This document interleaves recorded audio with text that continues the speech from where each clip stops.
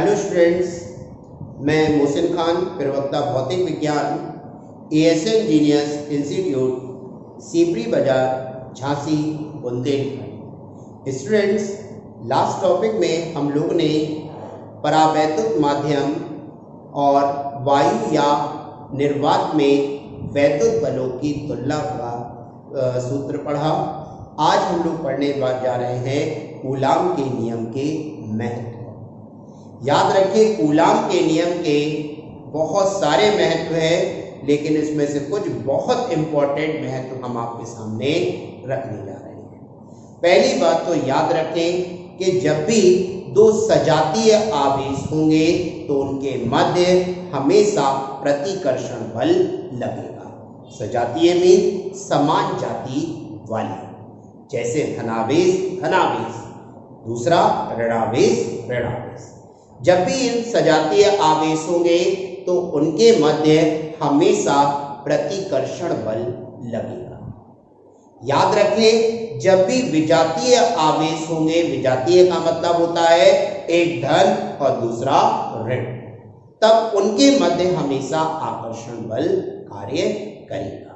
तो पहला पॉइंट आपको याद रखना है कि सजातीय आवेशों के मध्य हमेशा प्रतिकर्षण बल कार्य करता है और विजातीय आवेशों के मध्य हमेशा आकर्षण बल कार्य करता है। दूसरे पॉइंट अपन को याद रखना है कि कूलाम का नियम हमेशा बिंदु आवेशों के मध्य ही कार्य करता है।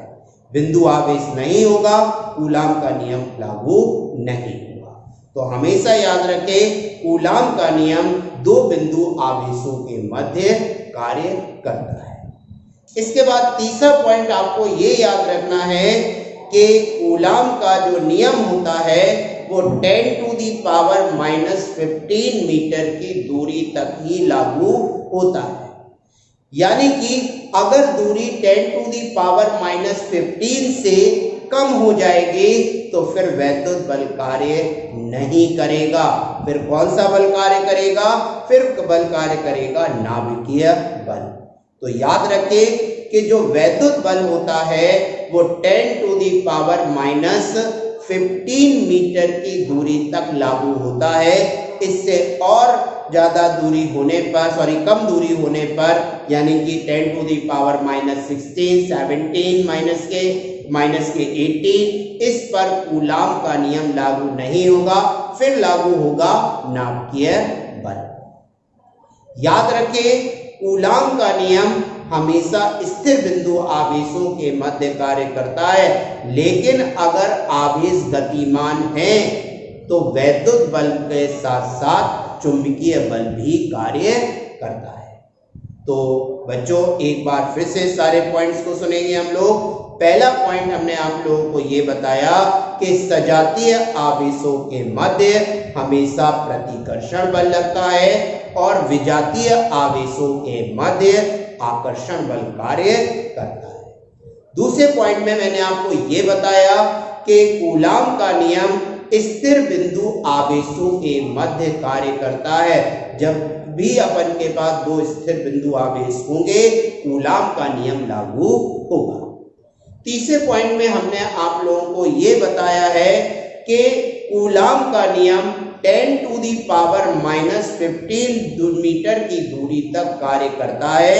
इससे कम दूरी होने पर, कम दूरी का मतलब है 10⁻16, 10⁻17, 10⁻18 आदि, तो ये बल कार्य नहीं करेगा। फिर उस समय पर जो बल कार्य करेगा उसे बोलेंगे नाभिकीय बल। याद रखें, जो वैद्युत बल होता है वो स्थिर बिंदु आवेशों के मध्य कार्य करता है। इसके मध्य कार्य करता है स्थिर बिंदु आवेशों के मध्य, लेकिन अगर आवेश गतिमान है तो वैद्युत बल के साथ साथ चुंबकीय बल भी कार्य करता है। स्टूडेंट्स, एक पॉइंट जो कि हम आपको बताना भूल गए हैं वो आप लोगों को अच्छे से सुनना है कि वैद्युत बल न्यूटन के तृतीय नियम का पालन करता है। और आपको मालूम है ना, न्यूटन का तृतीय बल होता है क्रिया प्रतिक्रिया का नियम। याद रखें न्यूटन के तृतीय नियम के अनुसार F वेक्टर 1 2 बराबर होता है माइनस के F21 वेक्टर। तो हमेशा याद रखें कि न्यूटन का तृतीय नियम लागू होता है वैद्युत बल में। तो अंतिम बार ये तीनों चारों पांचों पॉइंट हम बताने जा रहे हैं।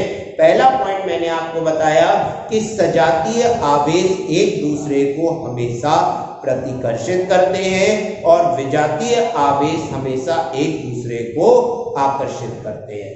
याद रखें दूसरे पॉइंट में हम लोग लिखेंगे कि यदि वैद्युत बल जो होता है दो स्थिर बिंदु आवेशों के मध्य लगता है, अगर स्थिर बिंदु आवेश नहीं होगा वैद्युत बल कार्य नहीं करेगा।